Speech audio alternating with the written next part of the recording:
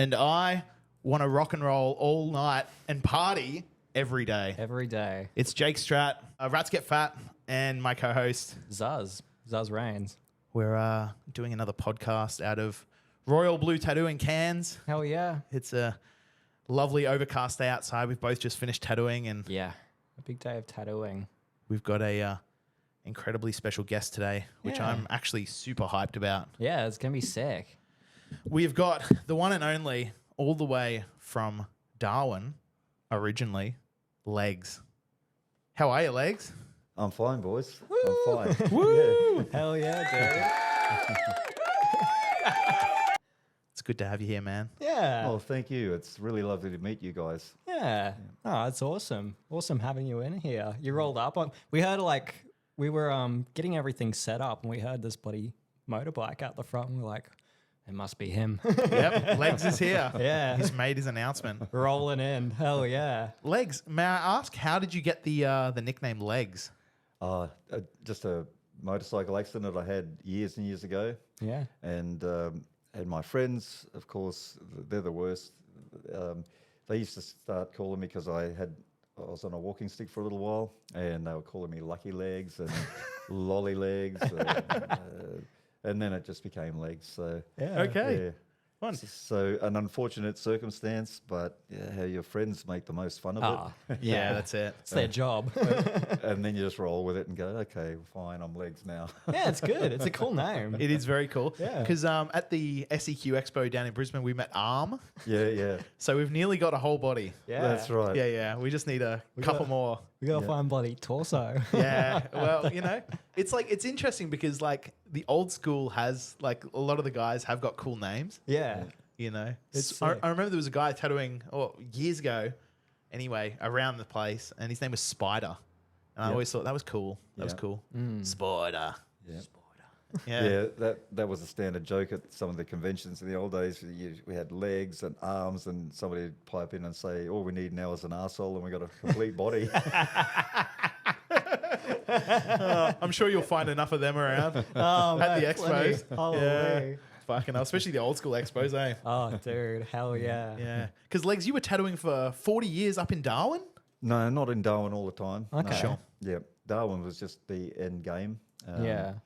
Started out in Adelaide, Okay. and what had happened was that I was born and raised here in North Queensland. Oh. I came from Malanda originally.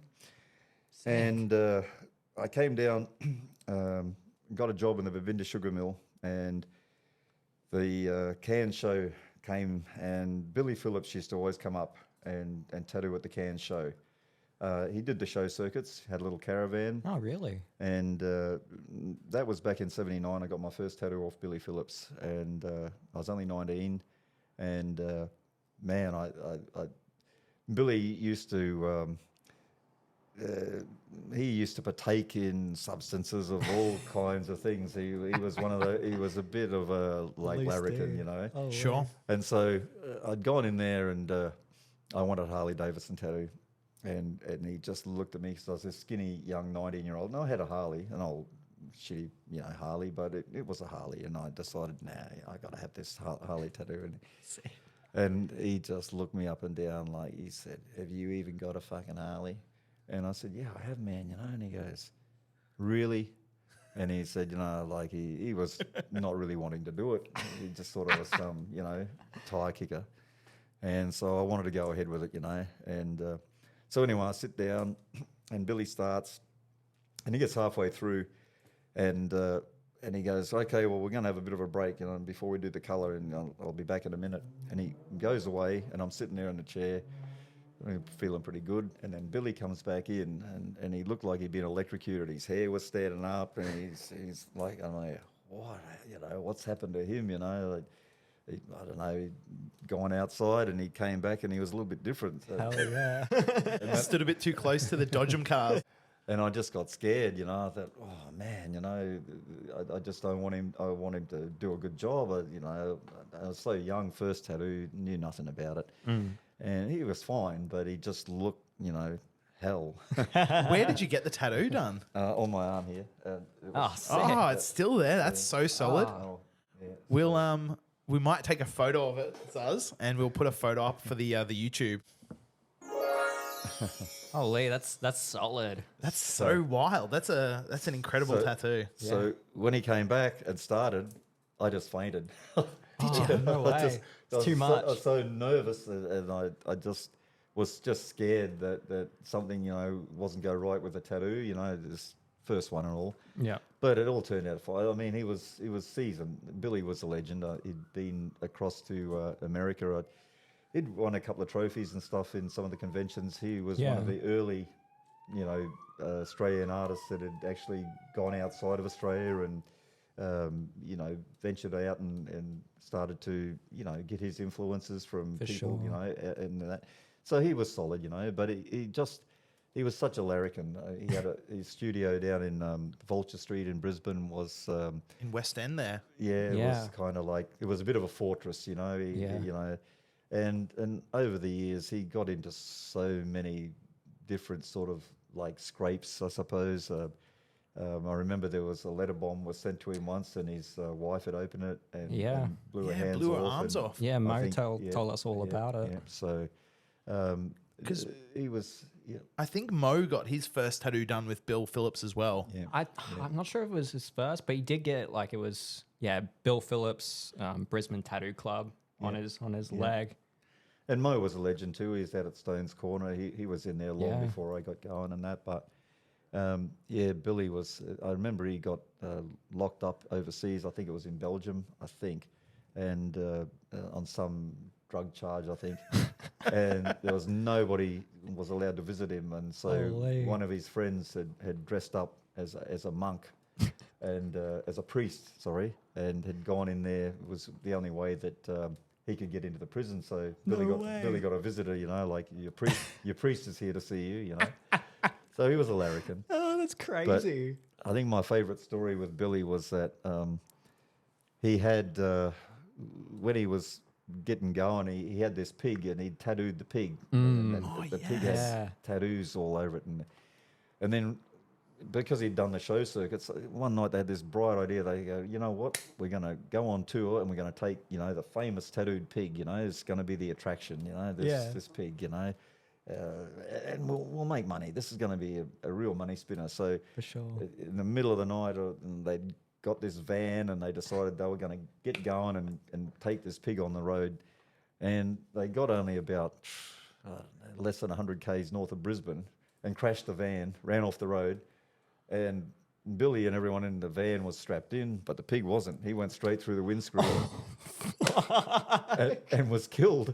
Oh, no, the tattooed pig. The old famous tattooed pig didn't even make it. Oh, because we were talking to Mo about this. Mo told us about it. He was telling us about the tattooed pig. He thought someone had stolen it or something. No. That's wow. So sad. I'm pretty sure the pig went through the windscreen.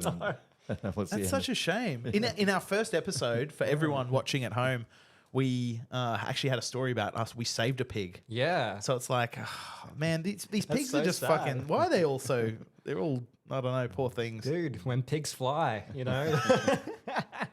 Damn, that pig, man, tattooed pig. Imagine. Holy. It's a shame there are no photographs of this pig. Yeah. Dude. Because I'd love to see what it looked like. Dude, that's crazy. There would be photos somewhere. Yeah. I wonder if anyone's got them. We'd have to dig Probably them be, up. yeah.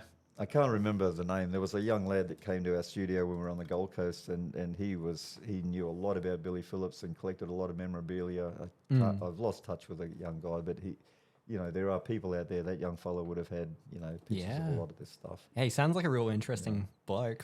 Bill Phillips, yeah. Holy. Yeah, the letter bomb, Australia's first letter bomb. That's crazy. Blew his wife's arms off, and she nearly got blinded from it, apparently. I think, I think even one of his sons might have been injured.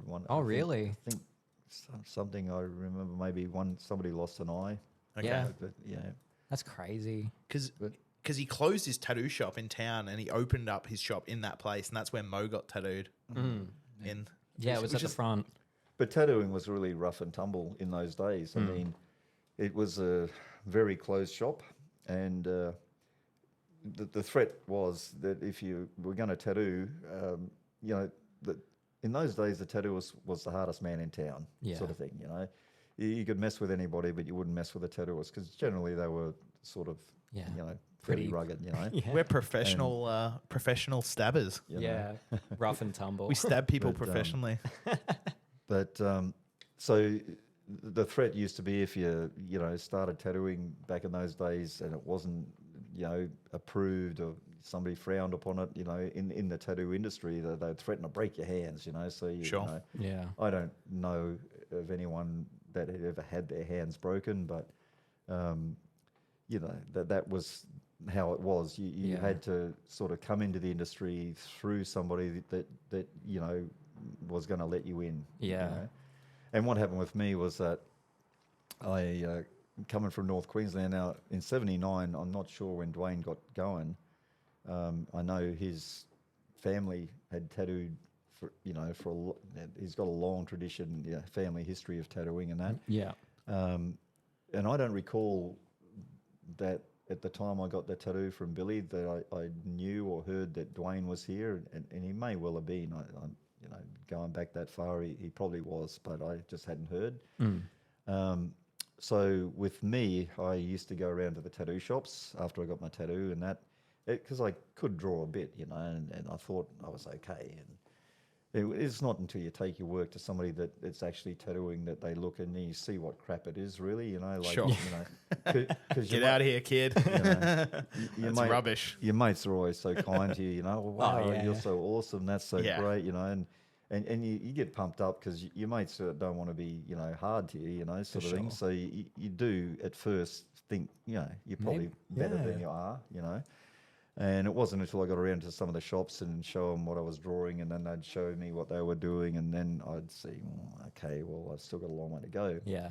But it was just hard to find somebody that was going to take an interest in me. And I'd gone from here down through New South Wales, and I used to ride down to Mildura and pick fruit and all that sort of thing, as most of us did in those days, and manual labour and all that sort of thing. But it got me travelling. And if I was anywhere near a tattoo shop, I'd go in there and talk. And, I sort of met a lot of nice guys along the way, but nobody was really interested in, like giving me a start. And then after one season of picking fruit in Mildura, a friend of mine said, come down to Adelaide. It's a great time and great place and all that sort of thing. Never been there. And we went and stayed in a house, and it was a 5-bedroom house, and there was 5 guys there, and everyone shared a room and, had a room each in the house. And the one guy up the end was a backyard tattooist. He was a big, imposing dude called Les Banks. But he was just such a happy guy, one of those Wow. huge. He's not the brother of Robin Banks, is he? No. Fuck off. Oh, I'm sorry. But Sorry, legs. Keep going. But he was just a really nice guy, and we got on really well. And so I asked him about it, and he started showing me some stuff. He said, well, you can help out and show me how to make needles, because back then you had to make your own needles and everything. Yeah. I mean, people these days probably, they know about it, but they've never actually done it. Sure. And so he had asked me if I could draw, and I said a bit, and I didn't want to get too carried away, but he said, well, you can make the stencils. So he'd line up the work he had for the day and asked me to stencil them, and some of them I fucked up and others were okay, and then we sort of went from there. Would he tattoo them still, even if you fucked up the stencil? No, he just redo it. He just rip it in half and just go, Holy. man, you got to, it needs to be better, So Yeah. and it was a good way to learn, because if it was no good, it just didn't go on, Yeah. It gets your eye in with your hand, for that's sure. So Les took an interest in me, and that's how it really got going. And so there was a tattoo studio in Hindley Street in Adelaide at the time, and it was Ross McAlpine, and he was, he was into the needle. Okay. And so the health department had been around there a few times because some people had got hepatitis. Oh, no. And no. so they thought, the health department thought it came from the tattoos, but it wasn't, because they were shooting up using, dirty needles. And Yeah. Sure. So he tried to throw off and say, hey, it's not the tattoos, it's just us shooting up. And then they go, well, that's even worse. That's so Adelaide. So as it turned out, they sort of shuffled him out of there, and so the shop was vacant. So I went and saw the landlord and said, hey, can we take over? And he was pretty good with it. He said, yeah, fine. He just wanted the rent paid. We cleaned out that place and we found about 93 syringes or something like Oh, that. Jesus. Just Oh my God. like when we were just going through moving furniture and that. So it was really, I think it was just, more or less a drug den. Yeah. Slash That was tattoo shop. Front was the tattoo shop. Okay. Sort of thing. Crazy. So it was more of a party pad, and they did a few tattoos while they were at it. But Yeah. apparently when I looked into it later on, Ross had a pretty good reputation, and he was known to do good tattoos. So that just was a part of his life that he must have just at some point he just went sort of Yeah. took Off the rails. took a slide, Yeah. Whereabouts on Hindley Street was it? Do you know the address? Yes, 104. 104 Hindley Street. Now, I'm in Adelaide tattooing next week at Meiji Tattoo, Stu Pagden's shop. And I'm actually going to go for a walk up Hindley Street. I'll be tattooing in the city, but I'm going to go for a walk up Hindley Street and I'll see if I can get a photo of the building and I will put it up on the YouTube for all you lovely people watching. Yeah. Well, it was. I went down to see AC/DC in 2016. Flew down from Darwin Yeah. and went down there, and the shop was still there. Oh, sick. And it wasn't called the Four Roses anymore. It had that name for quite a few years, but it was still a tattoo studio at that time. So Wow. as late as 2016, and I was just really chuffed to think. I walked past there. I walked in, and it had changed so much. Obviously, it had different owners over the time. But when I walked out, I sort of thought, wow, that's really cool to sort of walk in after all those years. Something that you started back in the 80s was still going. Yeah. Same location, same Multiple everything, generations of Oh, tattoo just- yeah, shops. yeah. What did you call the shop, Legs? Four Roses. Oh, Four Roses. Wow, Yeah. that's sick. That's sick. That's super classic. Yeah, super classic. Because when we got the shop, there was another tattooist who was more advanced than I was. He came down from Port Pirie, and his name was Wayne Kalowski, but everyone called him Spider. And so I partnered up with him and said, hey, let's do this, And so we agreed, and we're sitting there having a few drinks one night talking about it. And we got to the point, I said, well, what should we call it? And he had a bottle of bourbon, and it was Four Roses bourbon. And there was No way. four little roses, and he said, I reckon Four Roses, he goes. And I said, where'd you come up with that? He goes, you're drinking it, and we looked at the bottle, and Unreal. Yeah, that's sick. That is sick. Yeah. the name come off the label of a bottle of bourbon. You wouldn't even think it, eh? That's That's it's super killer. classic It's as well. killer. Holy. It sounds like a traditional tattoo shop. For sure. Yeah. For The sure. Four Roses. Man, I like it. Yeah, I really like It's got a it. great ring to it. Yeah, that's so funny though. Did you keep the bottle? You're like, this one bottle. No, never ever really. Yeah. In those days, we didn't know how far it was going to go, so we Yeah, didn't know how. Sure. Like it was just a whim. We half cut and decided, well, that's it. Four Roses. Four Roses it is. And- Hell and yeah, away we dude. went. It's sick. Oh, that's awesome. Wow. Holy. That's unreal. How long did you have the Four Roses for? Well, only a couple of years. Mm-hmm. What really happened there was that I had a bad accident. That's where the legs? Yeah, nickname hey. came from. So I was in hospital for a long time. I think in and out of hospital for around about a year all up.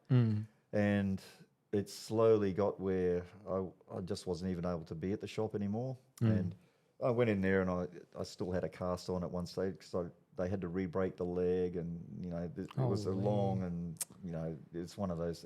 Sounds brutal. We're going to cut it off at first and stuff. So, by saving the leg, there was a lot of like aftercare. There was, and it got infected. All these other things. I had skin grafts and bone grafts, and it was an ongoing thing. And so we took on more people. Like we had to sort of keep the show on the road, and so we got Les Banks, the original. Oh, guy. no way, he's back. Because he was still backyarding, and then we said, hey man, come on over, like why don't you come in? So we brought Les in, and he had a friend, Kim Leonard, and Kim Leonard came over, and so the shop went on, and then what happened after that, I lost my license to drive, in South Australia for 3 years, Mm. pissy driving, and As you do. Don't drink and drive, kids. yeah, I wouldn't recommend it, but this is what happens. Yeah. And so the same friend that I went to Adelaide with, he was going up to Darwin, and he said, "Hey man, like, what are you doing?" And I said, "Well, I'd gone back and I was still tattooing with a cast on, and I was still sort of managing to do it, but I just said, hey, I'll come too, So we went to Darwin. We got a trailer. We had a Harley each, so we built this trailer with a couple of bunks in it and put our Harleys in it, and off we went. And we got to Alice Springs, and the axle on the trailer broke in Alice Springs, so the wheels were out this way, and Oh no. and so he said, well, we're towing it with his ute, and so he said, look, I'm still going to Darwin, and you want to come up with, we'll take the bikes out of the trailer and we'll just go on the bikes. And I said, yeah, okay. And that night I went down to the Todd Tavern, which was at that place. It's not much of a pub now. I think it's just been on the news recently. Oh, yeah, it was getting smashed into. Yeah, smashed up. But back then, the Todd Tavern was the place. It was on a Friday afternoon. Every tradie was there. I mean, it had a small front bar, and you would have to. People would be lined up on the footpath to get a drink because there's only so many people could get it. Everyone was just wearing blue singlets and stubby shorts and all this sort of thing. Anyway, I'd go down to the Todd Tavern and I ran into this big guy there, Paul Carestes, who had just opened a tattoo shop in Alice Springs called Central Tattooing, and he was looking for somebody to help. And he said, "Listen, if you stick around, I can get you some work, man." And so I go to my friend and I said, "Listen, we could go to Darwin, but I could get some work here." And he goes, "Well, what do you want to do?" I said, "Well, I want to work." And he said, "Okay, fine." He took his Harley and went up to Darwin with he had some other friends he had to meet there. Mm. And I stayed it was a broken axle that started. That's crazy. And it was 3 years later that I left, like it was kind of like... in the Springs for 3 years, wow. Yeah. And it was great. It's busy, it was hey? a lovely town. It was awesome, like the atmosphere and the people that were living there at the time. There was a really big bike crowd there. A lot of blokes had motorcycles, and in those days, everyone was going to Alice Springs to run away from the law or child support or something. Sure. So not everyone there, but a lot of the guys that gravitated there were hardcore, but they all like tattoos. They love their tattoos. So it was awesome. I mean, it was a part of our time that we really made a lot of money in those days. It was just busy. Yeah, holy. Alice Springs is still really cranking for tattoos. Like I went and did a guest spot at Dwayne's shop, Stay True Tattoo in Alice Springs last year or the year before. Yeah. And it was insanely busy. I couldn't believe it. I thought, fuck, I should do another month here. For this small little town. Yeah. And back then, I think there was only 20,000 people was the population, and 25,000 in the tourist season floating population. For so sure. about 20 to 25,000. Yeah. And it didn't seem like a lot of people, but that tattoo shop was pumping. And we had a pool table in there and music. And, Sick. And so people would go in there and shoot pool and wait for their turn to get a tattoo and all that sort of thing. So... was it the only tattoo shop? It was the only tattoo shop in town. Yeah, it'd be the only tattoo shop for fucking hundreds and hundreds of miles. Well, between Adelaide and Darwin. Yeah. There hadn't really been one there before that. There'd been a few guys who'd gone through and done a bit of backyarding and stuff, but nobody had ever really sort of, and Paul Cresties had come down from Tennant Creek, and he'd been tattooing up there, but it was a lot smaller town. Yeah, and he decided to go down Tennant Creek, for sure. to Alice. And so that was the second part of the career was really that, like working on the skin in Alice Springs, mate. You get hard, sunbeat truck drivers and station workers and labourers and everyone. Their skin was hard. It taught you, taught me, that the skin types and how hard some of it is to tattoo and. Sure. And dark complexion too, a lot of that stuff. So that was a really good learning curve for me too. Did you find that the work from Adelaide to Alice Springs was different? What they were asking for? Not so much that. Yeah, I guess in a way, like in Adelaide at the time, people were just getting into the more the fine line and all that sort of thing. That Jack Rudy had made all that popular back in America in those days. Was doing all this fine line tattooing, and it became a bit of a that's. But up in Alice Springs, people were wanting more like solid, things. A lot of traditional stuff, but they were sort of wanting, I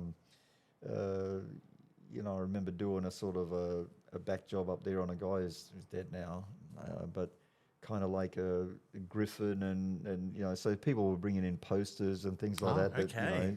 and wanting sort of more, not off the wall stuff. Yeah. So that was started as venturing into people, and you do that, and then his friends would see it, and somebody else would come in with something Even wilder. Even wilder. He'd go, Yeah. hey, No way. Proper I saw his tattoo. Can you do this? And Yeah.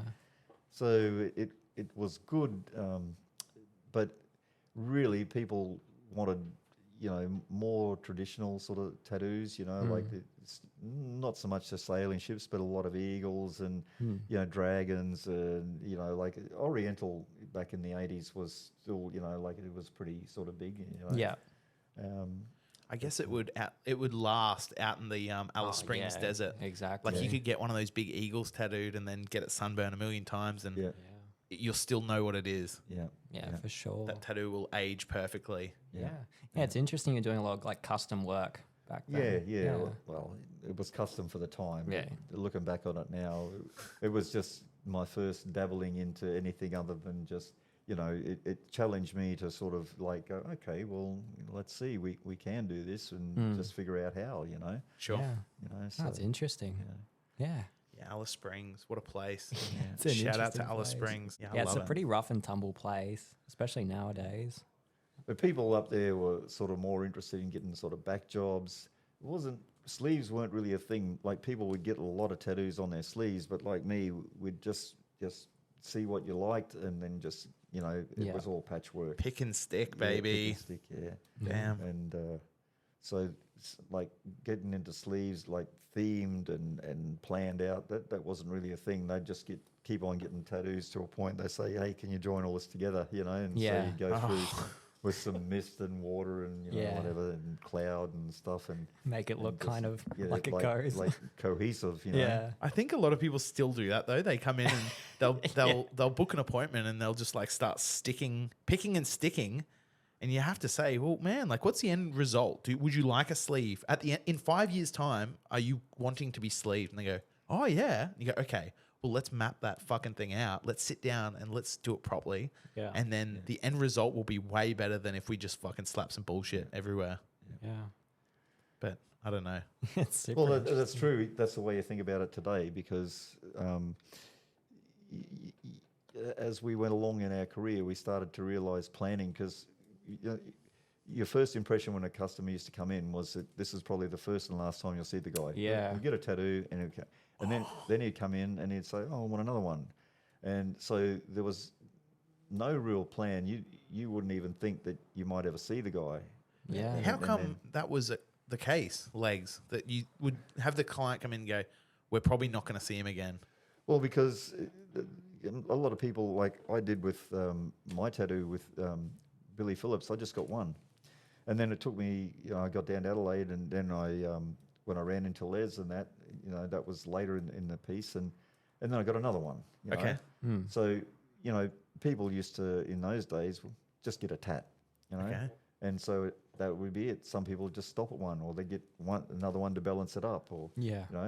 And when I started, most people wouldn't get done below the elbow, like they'd put it up above their sleeves, so that they could be covered in that. And so sleeves weren't really a thing then as what they are now. So, we can look back with a thing of hindsight now and say, well, hey, you've got to plan this all out, because, people these days are sort of more inclined to go on with it, and they want something themed and so forth. So, but back in the day And because that Alice Springs was a transient town, a lot of people travelling through, so you tattoo somebody and you know, they might be out of town a week or two later, but they might get a job and stick around for a few months and they get a couple more tats and that's it. Okay. So you didn't really... For sure. It was sort of a, you know, very transient town, so short-term thing. Yeah. You didn't think in the long term. It was only when we had a few customers that would come back that you start going, oh, well, All right. let's put some thought into it now. Sure. You know? Yeah. I guess it wasn't super common for people to get heavily tattooed back then. You know,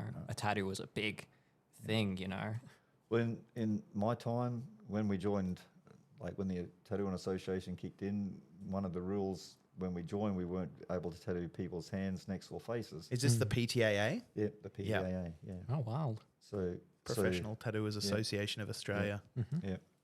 So we had our sort of rules, you know, like and that was just to stop people making bad choices, because in those days, like a neck tattoo or tattoos on the hands could make somebody unemployable, and we didn't want to be responsible for, like, you know, doing something, Ruining someone's life, you know, potentially. For sure.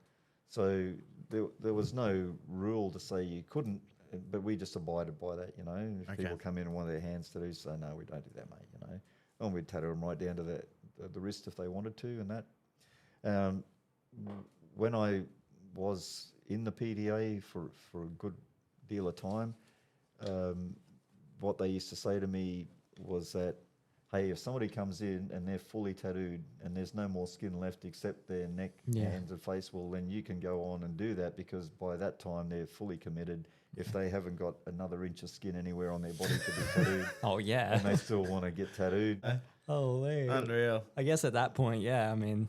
Well, that's it. It was respect. It was respect back in the day. Yeah, for sure. Like the gentleman that did my hands, like he wouldn't let me do my hands until I had 2 full sleeves and my whole chest done. Yeah. And then he said, okay, well, we can do your hands. I said, okay. You had to sort of see some level of commitment from a client before you would, you know, you just wouldn't the first tattoo put on his face. Yeah. Or, Oh, you yeah, know, for sure. So you wouldn't do that, you know, and that was deemed irresponsible. Yeah. It's tricky though, because in this day and age, like I remember many years ago, I had a young fella come in and he wanted his first tattoo. He wanted some writing over his eyebrow. That's crazy. And I was like, no, mate, not in any way, shape, or form gonna fuck your life up. I'm not doing it. And he said, okay, then no worries. And he went around the corner to a different tattoo shop, and he came back like however many hours later or whenever, and knocked on the front door of the shop, and was waving at me and was like pointing, and he had it done. And I thought, oh my fucking God, oh well, you know. I said, I guess it's like, it's now more about money than it is about respect or honor or anything. Yeah. And that's when my mind somewhat changed with it. And I thought, you know what, like times have changed. You know, when young people want to come in and get some serious work done, or they want their hands done or whatever, it's their decision. All right, let's do it. First one, you said. Oh, I think so. He might have had a couple of It little wasn't ones, like heavily but he tattooed. wrote, he got some writing tattooed over his eyebrow. What did it And say? I'm not sure. I don't remember, but I thought, you know what? I said, this is all right. Well, this is turned into an industry where it's competitive, severely competitive. The fact that someone's going to tattoo this young person's face, potentially fuck their life up for the sake of making $250 or $300 or whatever it costs to get your face tattooed. And I don't know. It changed my mind about it, about tattooing other people. Yeah. Not necessarily face, like doing facial tattoos, but hands and neck and shit. I'm like, whatever. I don't think hands are as much of a big deal these days as like getting your face done. Yeah, it's super tricky though. But you know, you get a kid who wants their whole throat tattooed or something. It's like, yeah, you need to show that you've got some other tattoos. Like, Yeah. I'm not gonna fucking do that to you. Mostly I just think it looks weird if someone has their throat done and they've got nothing else. Like that would look strange. You see it though. You Oh see yeah. They just want to make a statement, For sure. sort of thing. For sure. It's they just want to look cool, or you Yeah. know, that sort of thing. That it's the look, you know, and it sort of doesn't help when you've got like, you know, championship wrestlers and other people like, and sometimes footballers and that have just gone, you know, young fellas with a lot of money, and they just go nuts with it. Yeah. And then people want to imitate their, you know, Yeah. their idol. For sure.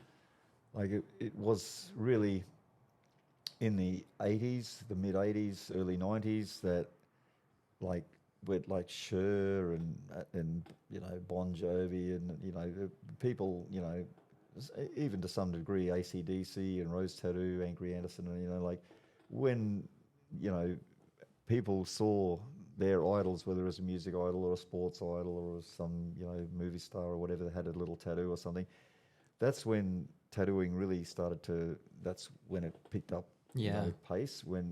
Because up until then, you know, if a movie star had a tattoo, you'd never see it. You know that they Sure. would use makeup and that when they were in a movie. So if they had a tattoo, you wouldn't know.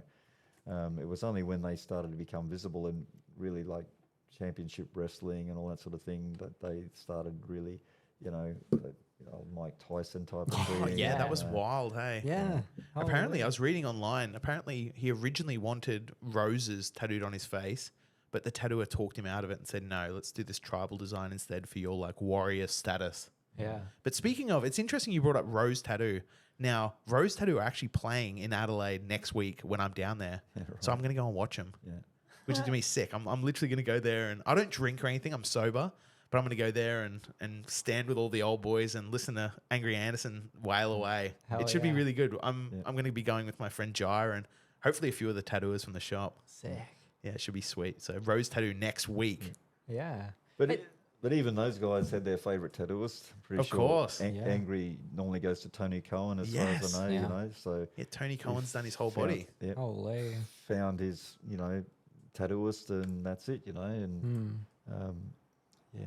It's interesting how popular culture can really influence the masses like that. You know, you see a few musicians or something like that with tattoos, and all of a sudden, you know, it booms. Everyone thinks like, yeah, it's a cool thing to do now. You know, I remember when I was about 14, I went and watched a hardcore band called I Killed the Prom Queen. Or they're a metalcore band. And anyway, those dudes were in their early 20s and all of them were like head to toe covered in tattoos. And I walked in, I was wearing a Metallica Saint Anger t-shirt and I had long black hair. And I was looking up at them, I'm like, when I grow up, that's what I want to look like. And that's when it changed for me. And I thought, and I started going and getting tattooed like quite heavily from 17 onwards because of that moment, seeing a rock and roll band. yeah. I guess a lot of like, artists these days, like I guess you get Post Malone and all sorts of artists like that. They've got all the faces done and everything. A lot of people, it's the same thing, I guess, you know, but they want to start at that. Yeah, that's exactly it. The kids want to tattoo their whole faces and nothing else. But it's like, it's strange because like it gives people the illusion that you're heavily tattooed, you know? Oh, they could wear a hoodie. If you get your hands tattooed and your throat and your face and you wear a hoodie, it looks like your whole body's done. Yeah, it's like, oh man, this guy's been through it. And then He takes off the hoodie and you go, oh, you look wrong, mate. I've seen it at like, you see it at music festivals and stuff like that. It always gets really hot during the day and you get these guys and they take off their shirt. There's nothing. Like, you know. They're full of job stoppers, but nothing else. Yeah, it's so funny. Yeah. Yeah. Like when I came into tattooing, there's people like Lyle Tuttle from US was pretty much tattooed head to foot, you know, and the Great Omi, you know. Oh, yeah, yes. the original. And when I was getting around in Adelaide, there was this guy that came in and he had just jigsaw pieces tattooed all over him, like so, and he got them all done in blue. And he would just go to every artist as he came along. We used to just do it for free. And he would just let you colour, you know, one of these jigsaw pieces. So it was just the outline of this jigsaw puzzle. That's crazy. And it was solid blue. Yep, but all different shades because every different tattooist Has a different blue. It had a different blue. So Yeah. there was hardly any two, you know, jigsaw pieces the same shade of blue. It was just incredible to see. That's how interesting. much blue. The original Blue Man. Yeah. Holy. I met Lucky Diamond Rich, Oh yeah, he's real blue. like the world's most tattooed man. I'll put a photo of him up for the YouTube people watching. Now, I met Lucky Diamond Rich at a tattoo expo. He and my old mentor were friends. They'd been over to the US together and they'd gone and like judged at a tattoo show. And so Lucky Diamond Rich was walking through the alleyways of this tattoo expo that we were at, and him and Terrence were friends. So he came and like was hanging out in our booth, and he wasn't working. So all these people kept asking him for photographs, and he's like, "Nah, I'm not working. rah, rah." And now he is blue. he was fully blue. He's tattooed his whole entire body over 4 times, like including Easy. inside his ears, inside his nose, inside his mouth, his foreskin, inside his bumhole. I think Holy. the dude is really, he loves it. He loves it. It's unreal. He's a really interesting fella. But he was friends with Terrence, so he was hanging out in our bay, and so I was talking to him, and I'm thinking, I really want a photo with this fucking guy. He's the wildest man I've met. Anyway, he pulls out of his bag. He's got this bag, this little Ziploc bag full of plugs, like white stretchers that he would put in his ears, and from like maybe 30 mil up to about probably, I don't know, pretty big anyway. And he said, "Oh, you got those things in your ears? How about it? You want to buy these?" And I'm thinking like, what the fuck? And I'm like, "Oh, nah, I don't really want to buy them." I said, "But I would like to buy some of them. Like I'll buy like 2 or 3. And he goes, "All right, then make me an offer." And I'm thinking, oh, fuck. I'm thinking like, how much is this shit worth? And I also don't want to offend him. Yeah. And I'm thinking like, but I also don't want to pay too much. I'm like an apprentice tattooer. I wasn't getting paid. Yeah. I was like, $50. And he's like, "Done deal, mate." And so I've like run to the ATM. I'm thinking this is sick. And he's pulled out 3 of these plugs out of this bag, the smallest ones that he had. And they're all cheesy and dirty. Anyone with stretchers knows they get like cheesy and crusty. And so they were all cheesy and crusty and dirty. He hadn't washed them. And he goes, "There you go, mate." And he like thrust them into my hand. He goes, "All right, pop them in," or something, like for me to put them in my ears. And I said, "Oh, no, I'm not going to wear them. It's just like a memento for, it's a bit of tattoo history." I said, "Can you sign them?" And he goes, "I'll sign one." And so he signed one. He wrote "Lucky Diamond Rich." And I said, "Look, can I please get a photo with you?" And he goes, "Yep, no worries." And so I got a photo with him, and I'm holding the plug in the photo. I'll put that in the YouTube video for everyone watching at home. But at home, I've got one of these plugs. I ended up giving one of the plugs to Terrence, and I gave the other plug to another friend of mine. But I've still got one. I've got the one that he signed. Sick. So like when he dies, which I hope he never dies because he's the craziest and wildest man on earth. But I've got a piece of tattoo history from that guy, and it's got his DNA all over it. It is filthy. He's still caked up in the cheese. Yeah, I'm like, dude, I'm not washing this thing. No way. It's That's sick. so sick. But yeah, talking about blue men, he was a blue man. Yeah. He was so tattooed that they actually lasered a panther into his back. Really? So they like put a tattoo stencil and then used a laser and then like lasered a design into his back. That's fucking of like a crawling panther. bananas. It's insane. I'll see if I can find a photo and also include that, guys. Holy. That's insane. Yeah, Like the for- blue man. Yeah. Yeah. But back then, that's crazy. A dude getting like a jigsaw bodysuit. Yeah. Yeah. That was, yeah. Did he have him on his face and whatnot? I don't recall. I do know that it, at least from the, because I end up tattooing him on the left chest, I think, was just below the left chest. And but there was another guy, Hot Rod Lane, and he was a tattooist. And it had the outline of the zodiac with all the 12, Aries and everything around. And he would just go around and ask the tattooers, what star sign are you, Pisces. And if he hadn't had that one coloured in, he'd say, "You want to do it?" And No way. Wow. and so I was an Aries, and the Aries wasn't coloured in. So he asked me one time, he came in the studio, said, "Hey, what star sign are you?" What do you, like... What are you getting at? What sign are you? Like what? Bro, because he's, but What sign are you? You're like, oh my god. Aries. I'm the Aries, and he goes, "Good, I haven't had that one coloured. You want to do it?" And when he took his shirt off, he was back was scarred, man. He'd been burnt as a child. My God. Holy shit. He'd been in a fire that had rayon or something on it, and it melted onto his back. Oh, holy. And so it was really hard to tattoo because it was all, the skin had healed badly. It was pockmarked and everything. And I said, "Man, why do you get it on your back, where you got all this?" He said, "Because it relieves the pain." And No way. No way. he claimed that the needles going in there used to sort of release, Dissipate the tension tissue. that was in there. So Holy shit. yeah. I have heard that you can with scar tissue, you can like dry needle them with like tattoo machines and Yeah. and whatnot. But it was I never knew if it was like an old wives' tale that tattooers would just tell you just to watch your fucking Dude, that's tattoo over scars with no ink or something. fucking wild.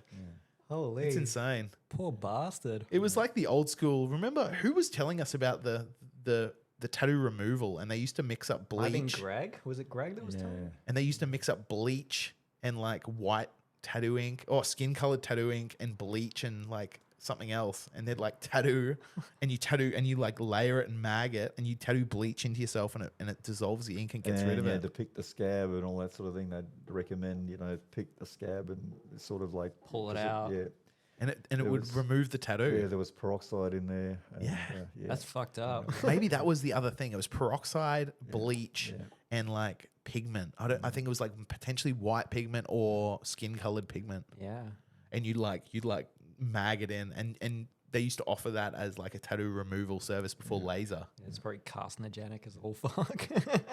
Totally. It used to fade it down. I never Yeah. ever saw it disappear, a tattoo completely, but that was, we sort of Yeah. dabbled in that in the day too, yeah. I guess it would get it to the point where you could probably work over it and stuff if someone wanted to like cover it up. But yeah, holy, It's insane, eh? Yeah, The old that's school. crazy. I love it. Because when did you so what was the crucial moment that you decided to move from Alice Springs up to Darwin? Legs. Well, I only went to Darwin in 08. Okay. So more recently, but my biggest part of my career was sort of down south. So I went up to Alice Springs, and then 3 years later, I had to go back down to Adelaide. There was like when I'd broken my leg in that accident, there was an insurance claim going on about that, and so I had to go back down there, and so went back down to Adelaide, and worked at Bruder's Ink Pit in those days. Well, it used to be Bruder's Tattoo Emporium. But The ink pit. yeah, well, because it was an emporium, because Bruder had travelled widely, and he had a lot of like, gazelle skulls and zebra hide, and Zulu sort of shield, that Holy sort mackerel. of stuff. You know what I mean? So it was kind of an emporium. So we went in there, and another guy that I got on really well with and have a lot of time for is a fellow called Steve Hardy too, but he really had a bigger collection, probably like a stuffed bear in the corner. No and all that sort of way. stuff. Of the tattoo shop. Yeah, the tattoo shop. Unreal. Yeah. Holy. So there was a little thing at the time that people were trying to outdo each other. What exotic things that you could find to put in the tattoo show, as a display. Sure. Yeah. But so I went back down and worked for Bruder, and in those days I got really heavily involved in the Tattooing Association because it was just new. They had the TAAV, the Tattooist Association of Victoria. Yep. And was the birthplace of the PTAA. And what that was all about was because the government was sort of picking on the tattooists one by one and going around and putting a lot of pressure on different tattooists for different things. And so they were all grumbling about it and saying, this is really unfair. And so the idea was, well, let's get together, let's get organised, and then they got to pick on all of us, and then if we get organised and we have a set of standards, that we'll come up with, instead of them enforcing, you need to do this and you've got to do that. Yeah. Because they were telling everyone different things. Different jurisdictions had different health, regulations, and it was pretty, hodgepodge. So we could really all see the point in getting organised. It was definitely something that we felt, and so the PDAA then decided to float the idea of to bring all the other states on board. Like, why don't we have an association in every state? Yep. And I remember back in the time we had about 200 tattooists Australia-wide that were registered with the PTAA. Yeah.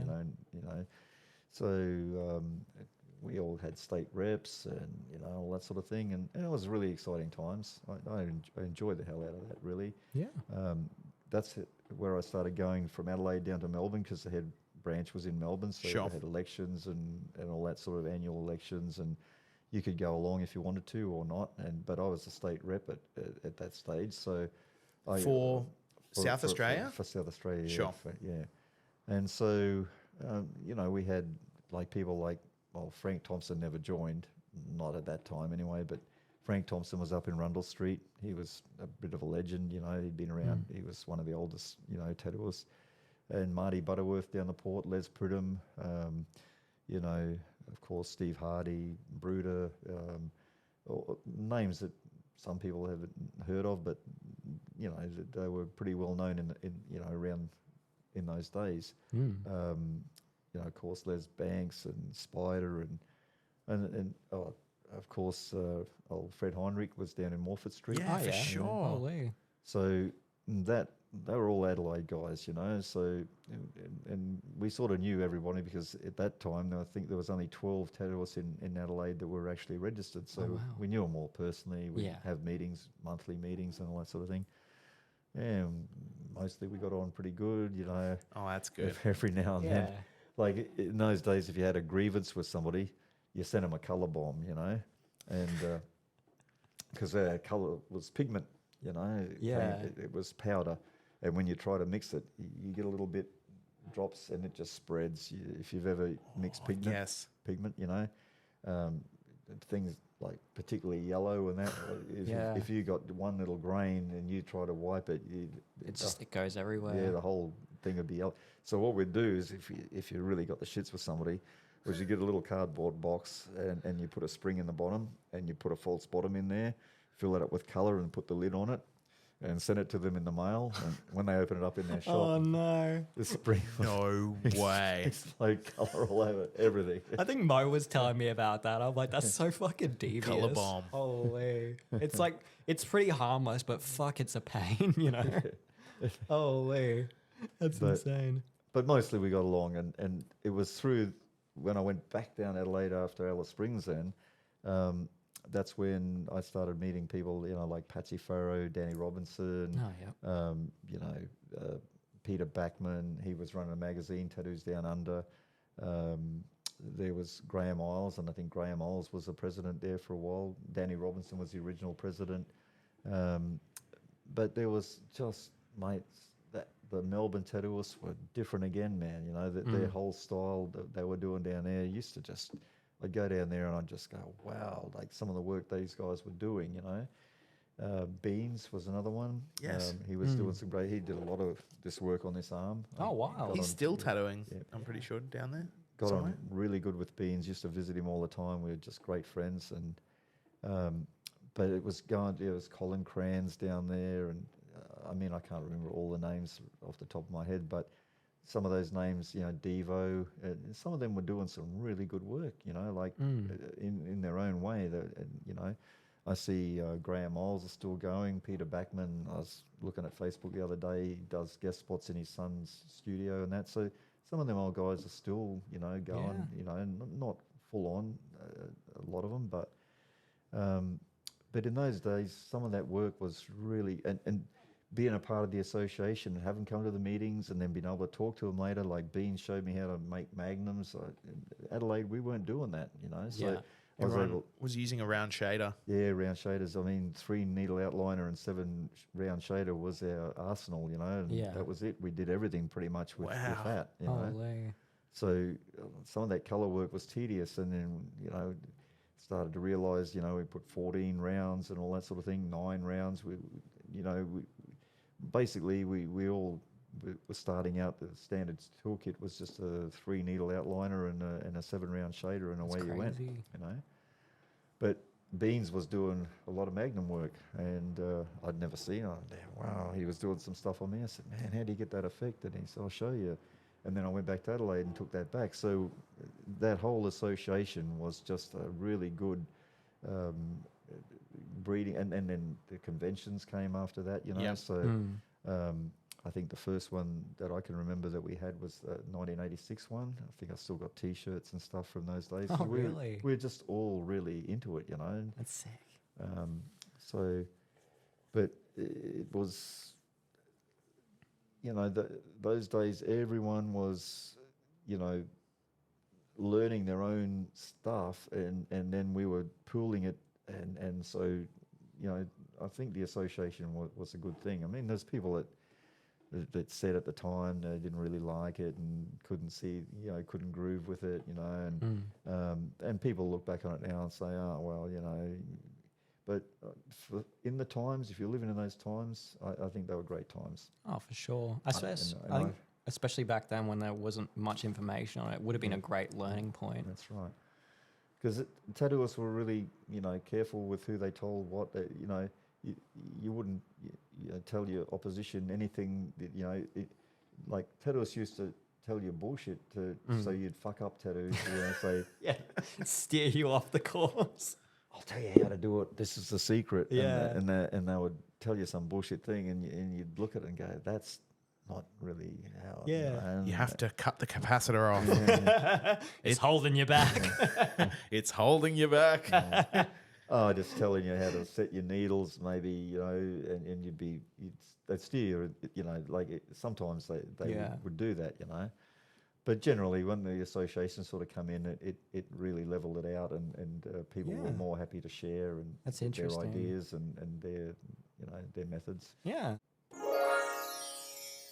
Yeah, so I've been part of the PTAA for maybe 7 years now, and I was really hyped. Every Christmas they bring out like a Christmas edition of their magazine, and I was there was photos of me in there and photos of my tattoos. Oh, really? And that's how Mo found out about me. Oh, really? And he said, "Oh, I really like your tattoos. I saw you in the PTAA magazine." Oh. I said, "Oh man," I said, "That's crazy. It's like done on like Microsoft, like what's that? What, on Word or? Yeah, it's got like word art and stuff. It's like you can tell like Hell yeah. it's like very old school and That's sick. but it's sick. And so it had pictures of my tattoos and like little images of like baubles and like Christmassy shit like put around it. It was really cool. Oh, that's awesome. But I don't know. I think it does a lot for a lot of people's tattooing and whatnot. Well, it got me encouraged by going to the conventions, because I'd never been out of Australia and I'd never been to a convention, and having our own Australian stuff. I'd go there and I'd just look at the tattoos and see what was winning, and just look at it and just be, you know, awe-inspired and just go, wow, look at that. That's, you know, awesome and stuff, you know. And so I started entering, and in the first few years, didn't do very good. And then, so I was still in Adelaide, and then Paul Braniff from over on the Gold Coast was really good at black and grey and portraits and stuff like that. He was really sort of probably stand out for that sort of work, and he was a great guy. I love Paul, you know. He's gone now. Rest in sadly, but peace. Yeah. But he was just a great guy. And so one year I went there and I'd done this whole piece on this guy, and we'd tattooed, you know, like throughout the night. Like we'd start in you know, around midnight and the sun would be coming up. But I did this whole African jungle scene, elephants and, you know, a river down the middle, and the canoes with the natives, and That's crazy. Wow. rhinos and stuff, and down the sides all foliage and leopards, and, you know, because I wanted to, when I bought the magnums back, I wanted to do on him. I said, okay, I'll never charge him, but he was a tattooist too, a good friend of mine. Yeah. And but I wanted to experiment with like stripes and dot work, and Sure. so, you know, so every animal that I picked was different, like the zebra with the stripes and the leopard with the spots, and so I wanted to try all this. So we picked all these animals that had like the rhino with leathery skin and, you know, all that sort of stuff. So anyway, I took this tattoo down and entered it, and got beaten by Paul Braniff, you know. Of course, he got you know. ya. Oh yeah, for sure. He got ya. He was, in those days, if he put something in, it was just about always, you know, almost a foregone conclusion. He was good, you know. Yeah. Can't take that away from him at all, mate. You know, he was an excellent artist, but I think he got first and I got, you know, third or something like that, you know, which to me was a great achievement, you know, to actually get somewhere with it. But I was also a bit crestfallen because, you know, you'd like to be first, you know. But and I remember Paul coming back to table, we were sitting there, and he said, "Hey, that's not a bad tattoo, you know." Which, He didn't say sucked in asshole. but I just thought it was a great compliment from somebody who was clearly at that stage, you know, in front of me. You Sure. know, I knew it, you know, but. And he said, I'd like to have a talk to you later, you know. And I said, yeah. And I was getting pissed with my friends, and we never got to have the talk, you know. So went back to Adelaide, and then I got this call a couple of weeks later, and it was from Paul Braniff. And I said, man, you know, what's going on, man? And he goes, well, we didn't have that talk. And I said, well, what did you want to talk about? He said, I wanted to offer you a job, man. No way. And so, No way. So I said, really? And he goes, well, man, you know, like I saw, you know, because I'd been a few years unsuccessful, you know, I would try these different things, take pieces down that I thought were good but weren't getting anywhere. And finally I'd done something that somebody had taken notice of. And so he offered me a job on the Gold Coast, and it was a no-brainer. I was in Adelaide, and I was working for, I don't know, maybe something like $250 to $500 a week max, you know. Sure. And he had 3 studios on the coast. He had Tony Ranger, Todd DeBrouwer, you know, just this, you know, arsenal of great tattooists. Crazy. And wanted me to, you know, come over. And so I felt really daunted because I didn't think I was up to that mark, but I thought if I go and have the influence and work amongst these guys, you know, and so that's what I did. Packed up from South Australia and Went to the Goldie. Went to the Goldie. Skin FX. Yeah. Started in Skin FX. Well, I actually, did my first probably 2 or 3 months in Skin FX, Sure. and then Borderline Tattoos down at Burleigh. Suicide was down there. And Suicide wanted to have his own studio, and he'd found one up at Slacks Creek he wanted to buy. And so Paul said, hey, Suicide's leaving. Would you go down there and manage that? So I went down to Borderline for maybe 2.5 years, 3 years maybe. And then Todd DeBrouwer up in Gold Coast Tattoos wanted to go to Skin FX because he was a great friend of Paul's and was doing great work, but he'd never really worked with Paul, and he'd been just sort of down. You know, Gold Coast Tattoos was right in the middle of Southport. And so Paul said, hey, would you like to go up there? So in the course of working for Paul, I managed to work in all of his studios and manage, 2 of them for quite. I worked for Paul for 6 years. And then one day I was 39 and I said, you know, I met this girl and I'd never been married. I was 39, a late starter, you know. And so I went, I talked to my future wife and I said, hey, you know, like, and she said, you know, like you've been doing this for so long, you really should have our own studio. We're going to get married, should, you know. So I went in and said to Paul, hey man, you know, like I was sort of going to get married and I want to have my own studio. And he said, really? You want your own studio? And I said, yeah. And he goes, okay, well, you're fired. I went, what?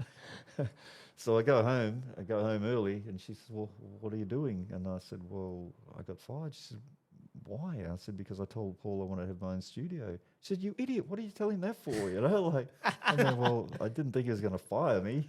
That's crazy.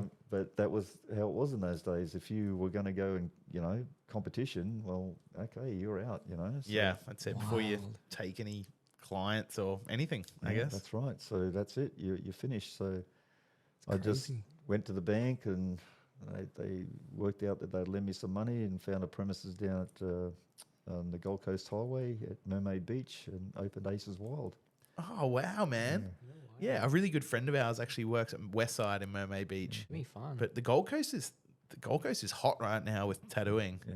It's really it seems quite oversaturated actually. There's a lot of tattooers down there. Yeah. When we opened Aces Wild, it was something like about 12 or 14 studios on the Gold Coast. Yeah, wow. And then I was at Aces Wild for 3 years. We opened Atomic Tattoo down at Nobby's Beach. And when we opened that, then first of all, I was one of 12, I reckon it was, in the beginning.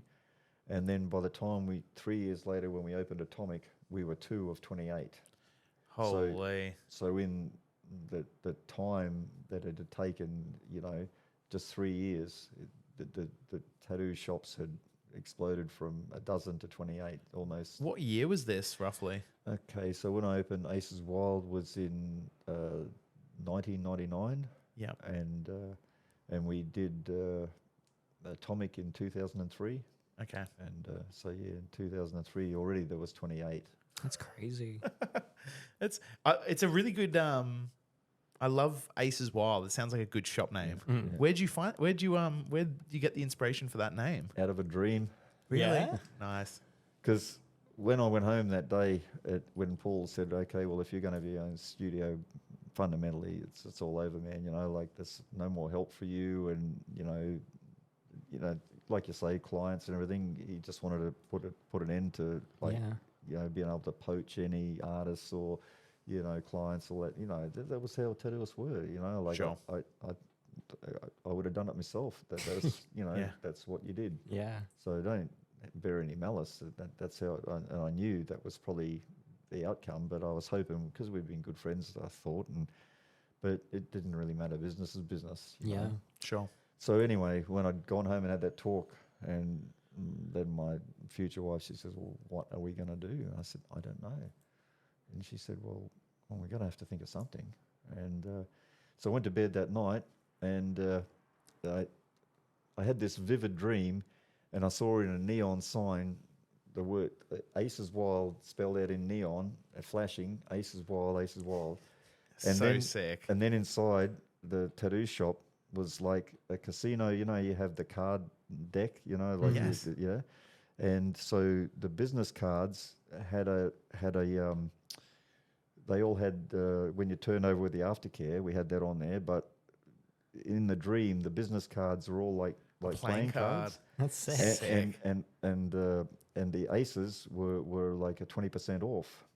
Ah. So the aces wild. See, so They shuffle through the deck quickly when you're not looking. They pull out the aces. Oh, I've got that 20% off, legs. so we used to give everyone a card when they got a tattoo, and some would get the 2 of spades, and some would get a jack. And I think all the high suits we had like $10 off, or like jacks, and but the aces were 20% off. That's sick, man. That's crazy. That's a wild amount of money off your tat. Yeah. 20%. But there's only 4 in a deck. You Yeah. know? So how would you guys print the business cards, or were you just giving out a playing card? No, the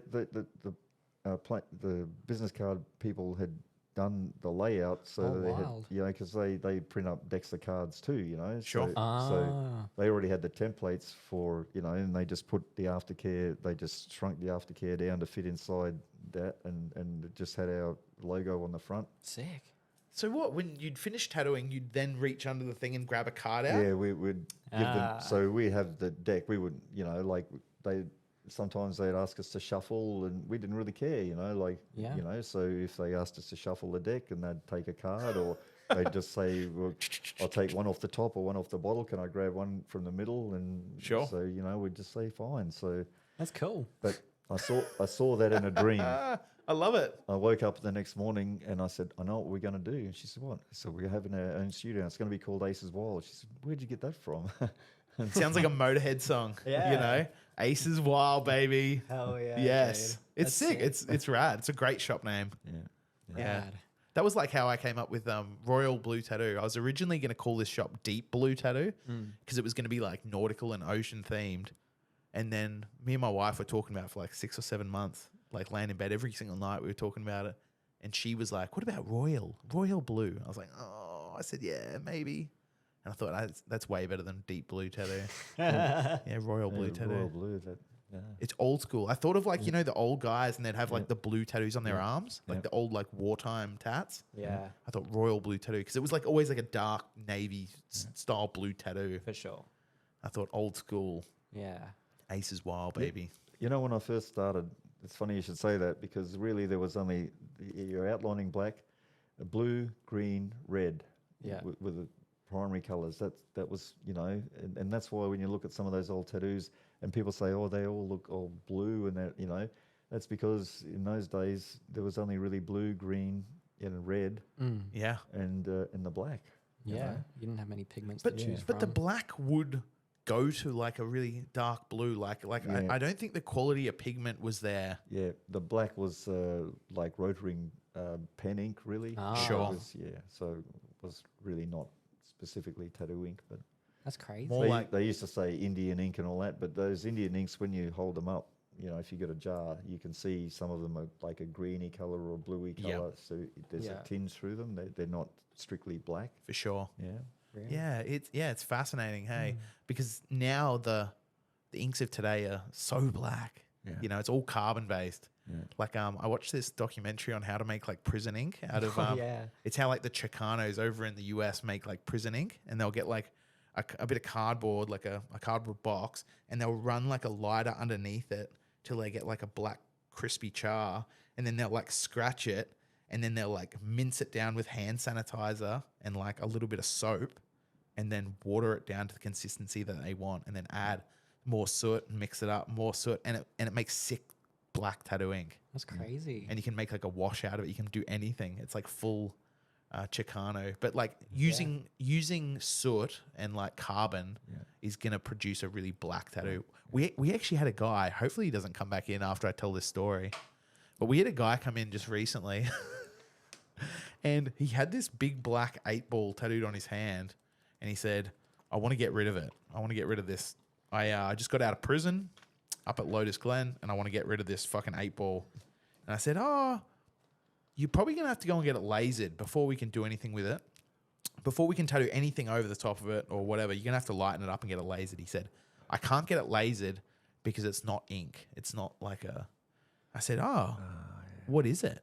And he said, "We melted down The soles, a shoe." the shoe soles. Yeah, we melted down black rubber into like a... Were you here for this? Maybe I can't. I think you were. Ma- I think you were. Anyway, he was working at the pasta place. Oh yeah, that guy. Yeah. This is a while ago. And so he had, but he'd melted down the soles of his shoes into like a black soot or whatever, and then like made an ink out of it. And then this thing was so black and solid.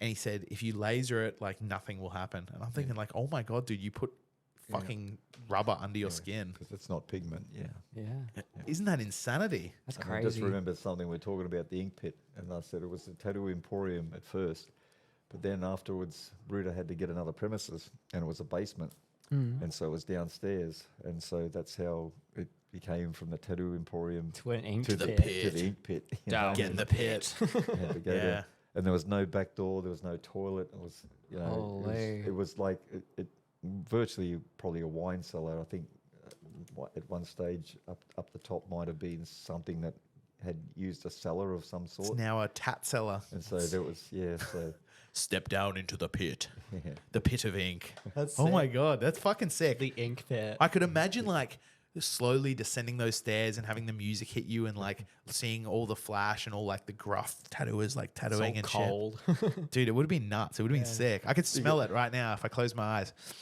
Yeah. You could never see who was coming down. All you could see was feet, then legs. And Yeah. Yeah. And finally, you get to, okay. Yeah. Oh shit! It's the health board. Yeah. Should we wrap it up, gentlemen? Sure. Oh, It's been good. well, thank you so much, Legs, for Yeah. coming in all the way down to do this podcast. Yeah, thanks. We appreciate it, Legs. I'd actually love us to do a follow-up episode. Yeah. When I get back from Adelaide, if you would like, if you'd like to come back and chat some more shit with us. We'll have to remember where we got up to.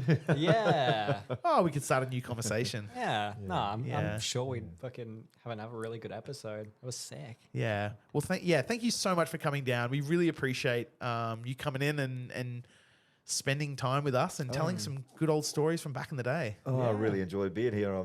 I was a bit skeptical at first. I mean, I've just got up there on, my little property, and I'm just doing my thing, and it was sort of came out of the blue. Philip was visiting, and he said, "Hey, you really should go. I can talk to the guys." I said, "Oh, Philip, how interesting could it be? I didn't think, for me that there may be that much to add. That I guess we all have our own journey, and Yeah. all the people you bump into along the way, and super fascinating. I think you've gotten your little block of land and you've want this quiet and peaceful life, but the tattooers are always going to find you. No matter where you go, the tattooers will find you and bang on your front door and say, "Legs, do our fucking podcast." Oh yeah. You cannot hide, man. I had a guy drive up my driveway this morning, and he said, "You still tattooing?" I said, "Well, I haven't been, mate. You know." And how'd you find me? Just random guy just come up and I'm there. Yeah, how did he said? I just heard around, that you used to, And so you're Small right. town. It does find you. Yeah. Well, always. I think no matter where you are in this life, as a tattooer, you will always have friends. Yeah. People want to know you. They find you interesting. Anyway, on that, I think we will do a secondary follow-up episode when I'm back from Adelaide. So in a couple of weeks, before I go on tour to Castle, Maine as well at the end of April. Anyway, thanks for coming in, Legs. Yeah, cheers, Legs. I enjoyed it. Thanks for watching, everyone. It's great. See you later. Great to meet you guys. Yeah, it's great to meet you. Outro music, play.